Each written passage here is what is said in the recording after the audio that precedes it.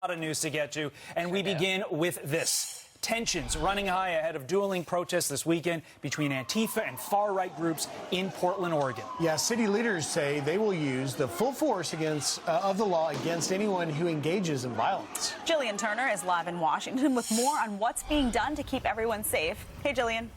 Good morning, guys. So there are multiple extremist groups now set to converge in Portland over the course of this weekend.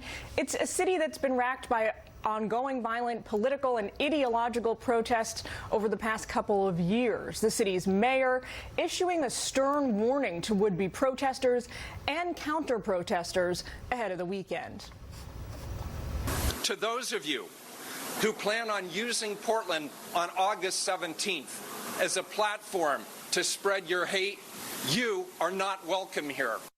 This event was planned by Joe Biggs, a former employee of fringe far-right media outlet InfoWars. Biggs posted on Facebook he wants this weekend's protest to, quote, put an end to domestic terrorism, in particular Antifa. He's calling for his followers to begin gathering in downtown Portland today. Now, this sea change in Portland has prompted the police chief to remark that over the past 2 years that she's served, she's witnessed a city once renowned for peaceful protests take a dramatic turn towards violence. But she insists the city is ready.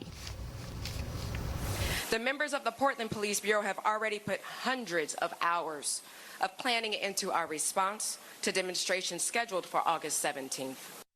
This weekend's events have city planners bracing for both an onslaught of right-wing extremists as well as Antifa counter-protesters. The Southern Poverty Law Center says they anticipate a crowd that may be similar to the one that gathered 2 years ago in Charlottesville, Virginia, when protests there tragically turned deadly. Back to you guys. Jillian, thank you. Thanks, Jillian. You bet.